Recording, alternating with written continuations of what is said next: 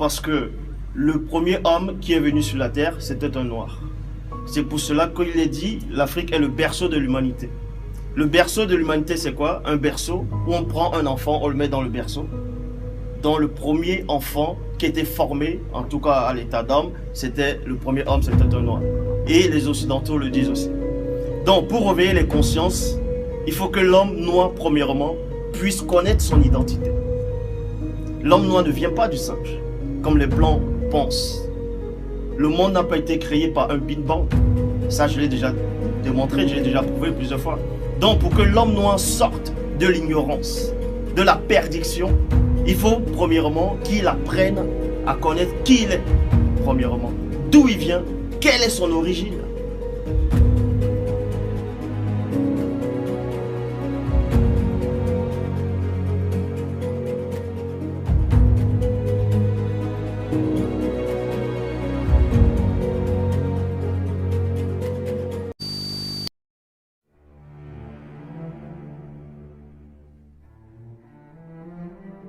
Est-ce que vous avez réussi à remonter jusqu'aux vieux papes, aux anciens papes, à l'histoire de la religion, à l'histoire du Vatican? Je suis remonté jusqu'à la malédiction de Cham, parce que tout part de la malédiction de Cham. Voilà, donc alors, on a beaucoup parlé déjà dans ce... Mais parce que le problème, c'est que nous avons un évêque à Québec qui veut qu'on relise la Bible. Imaginez-vous qu'on lise ce passage, racontez-nous ce passage que nous lirions ce soir avant que tout le monde en parle. La malédiction de Cham, c'est tout simple, c'est-à-dire que c'est l'histoire de Noé après le déluge, qui se retrouve dans une vigne, il a trop bu, il rentre dans sa maison, et là il se met tout nu, et l'un de ses fils, Cham, le voit tout nu. Et à partir de là, donc dans la Bible, c'est ce qui est dit, donc à Genèse 10, Cham est maudit, et Cham est considéré comme étant l'ancêtre des Noirs, donc il est maudit à être à tout jamais esclave et à voir ses enfants devenir à tout jamais esclaves.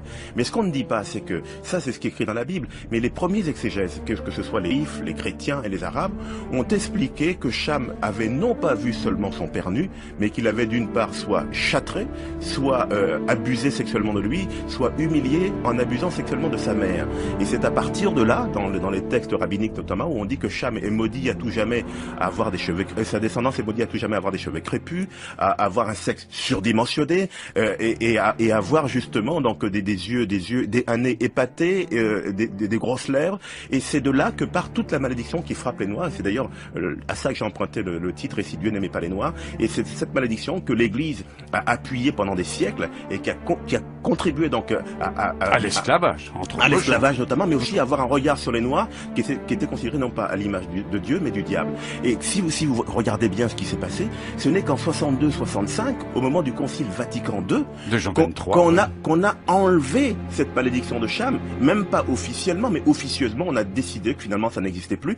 Et donc, ça a perduré jusqu'en 1965 tout de même. Est-ce qu'on enseignait ça dans les écoles? Est-ce que cette vision-là, comme dans les écoles africaines ou les écoles des Antilles, est-ce que c'est ça qu'on apprenait aux enfants? Justement, puisque je rapporte notamment une chanson qui était chantée au Congo dans les années 50, où on apprenait aux enfants, donc des religieuses qui apprenaient ça aux enfants au Congo, nous sommes les enfants de Cham, nous avons été maudits, malheur à toi Cham, à cause de toi nous vivons donc encore aujourd'hui donc ce genre de drame. Donc on enseignait ça aux enfants et on leur faisait apprendre ça, y compris dans leur langue au Congo, de façon à ce que ça reste constamment dans les têtes, et ça durait jusque dans les années 60. Alors quand vous voyez que le pape d'aujourd'hui voudrait...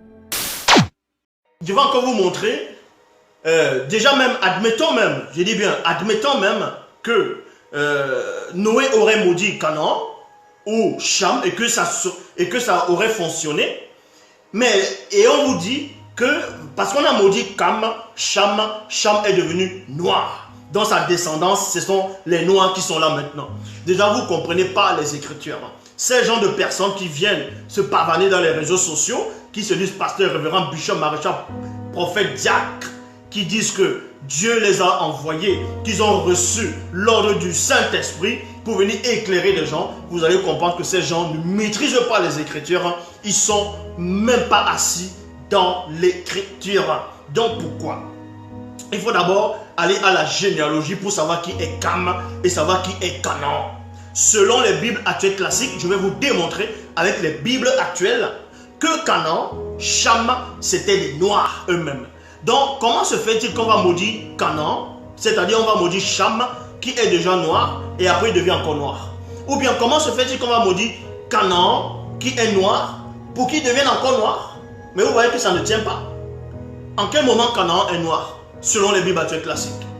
Pour cela, on va dans Genèse, chapitre 10, au verset 6. Il est dit ici, les fils de Cham, les fils de Cham, dont Cam, Cham qui est Cam. Et dans l'Égypte ancien, Cam qui voulait dire noir. Donc, Cam déjà, c'est déjà un noir ici. Là. Donc, et maintenant le premier fils de Cam, selon les Bibles actuelles classiques dans Genèse, chapitre 10 au verset 6, c'est Couche. Est-ce que vous comprenez? Donc, Cham, selon les Bibles actuelles classiques, va avoir son premier fils. Il va lui donner le nom de Couche. Et ensuite, il y a Mitzraïm, qui est l'Égypte. Il y a Ponte et il y a Canaan. Donc, Canaan est le quatrième fils. Canaan est le quatrième fils de Couche, non, de Cham. Donc, le premier fils de Canaan, c'est qui? C'était Couche. Et Couche, c'est qui? Qui est Couche? Couche, on va dire les couchistes. On voit cela dans Jérémie chapitre 13, au verset 23. On dit, un couchite peut-il changer sa peau et un léopard ses taches? Et Couche, c'était qui? C'était l'Éthiopie. Oui, c'était l'Éthiopie. Dans un Éthiopien.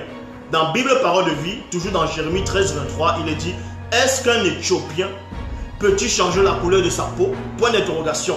Traduction écuménique de la Bible. Toujours dans Jérémie 13, 23, il est dit, un noir à la place de Couche, à la place de l'Éthiopie.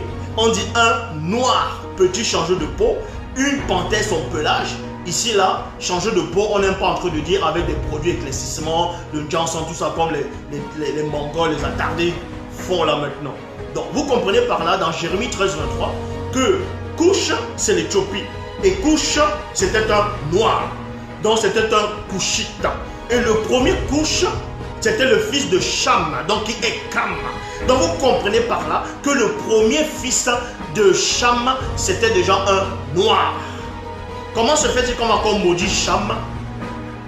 Et il devient, c'est-à-dire on va maudire Cham pour que sa descendante devienne noire. Ou bien on va maudire Canaan pour que Canaan devienne noir. Alors que les grands frères de Canaan étaient déjà des noirs. Vous voyez que ça ne tient pas votre logique. Parce que les gens ne sont pas assis dans les Écritures. Donc, là c'est selon les Bibles actuelles classiques.